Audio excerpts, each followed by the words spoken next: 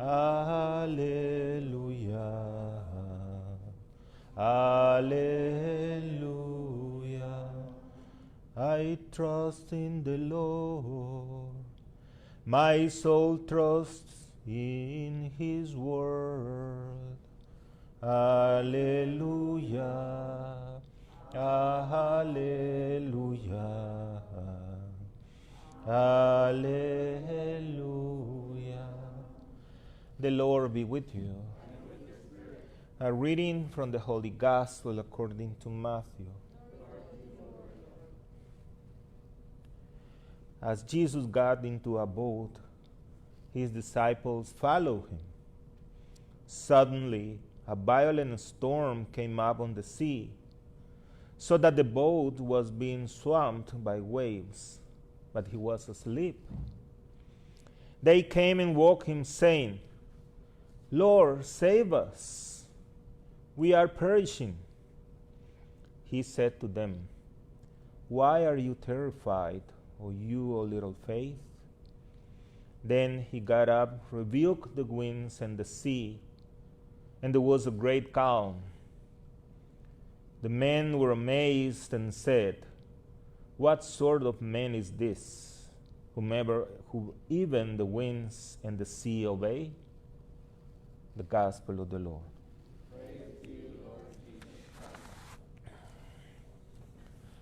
The disciples were ordinary people like you and me. They were not super people or men from another planet. Fishermen, the most, illiterate, and little faith, as Jesus called them in today's gospel. Nothing extraordinary. Their capacity to reflect on their journey with Jesus, I think, was limited. It is a human nature to be afraid, to be hopeless sometimes, to doubt, or to have little faith. Yes, it is a part of nature. Also, Jesus in the garden was afraid to die. He was scared for the kind of death he will experience.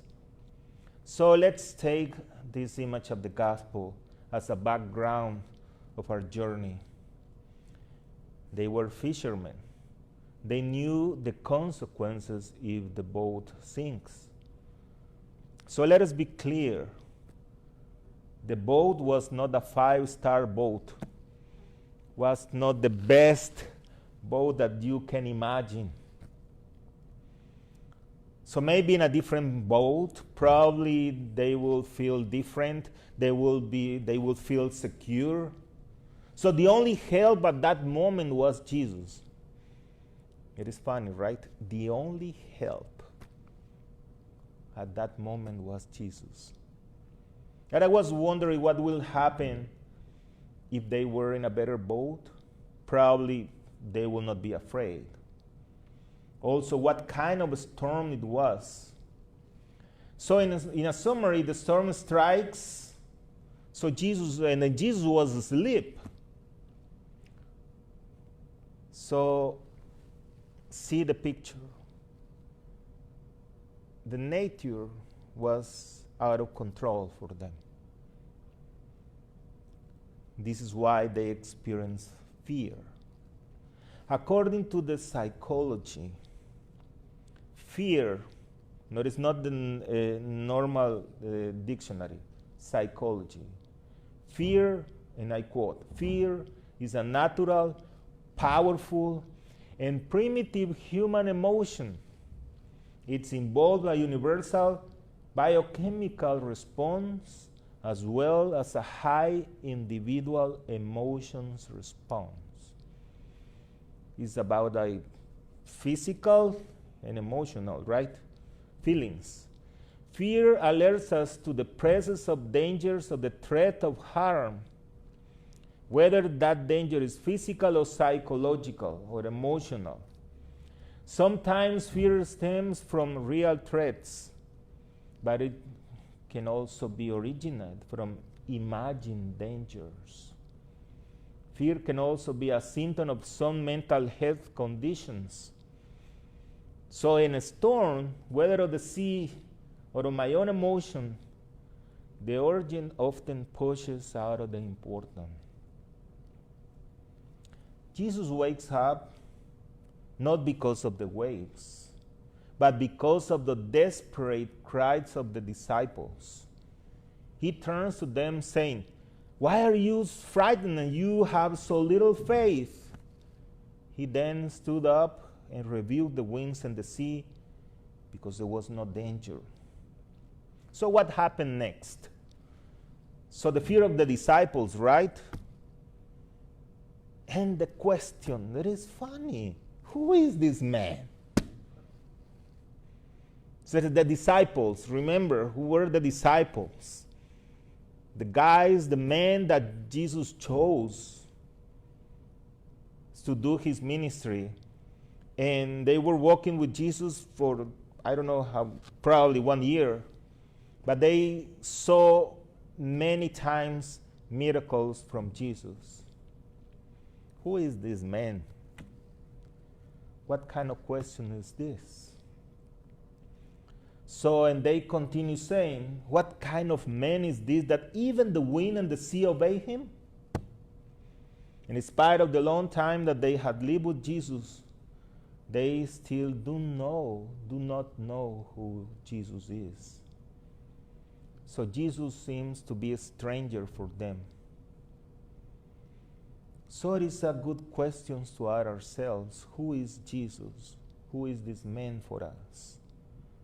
Let's see some of the figures here. The boat is the life. Our life sometimes is out of our control. As the disciples said, we are perishing. Daily challenges, circumstances, COVID-19, and so on. So we are in the boat of life, and the wind and the storms are the circumstances. The only help we have is Jesus. But it's an option that you can choose, because other people prefer their own capacity and power. They don't recognize Jesus as the Most High, as the power and the control of our lives, their lives. So, my brothers and sisters, who is Jesus for you? Who is Jesus for me? And I answered the question. Jesus is my life and my salvation.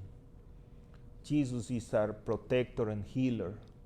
Jesus is our beginning and our end.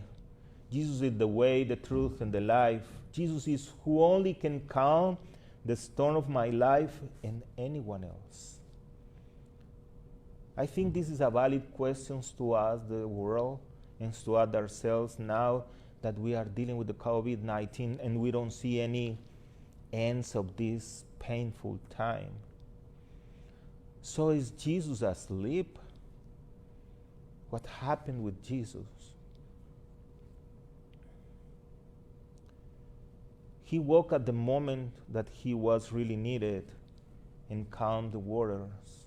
He woke up just in the specific time and the time that we needed, in his time. And yes, he will calm our fears and worries. We had to do our best and let God be God.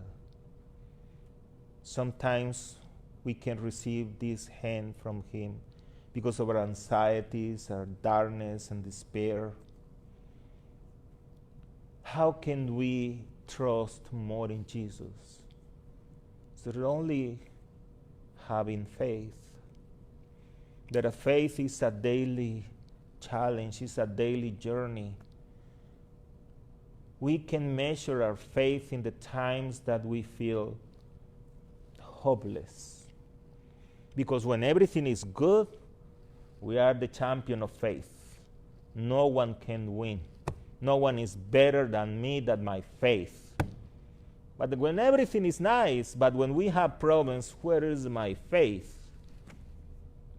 That is the time that really we have to trust in our Lord. He is not asleep. He is not sleeping. He is walking with us. But we have to trust. without doubt, so as to be sure that He will calm the storm in His time.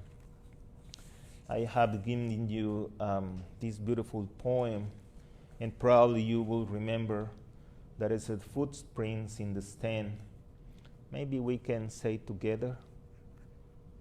One night I dreamed that I was walking along the beach with the Lord.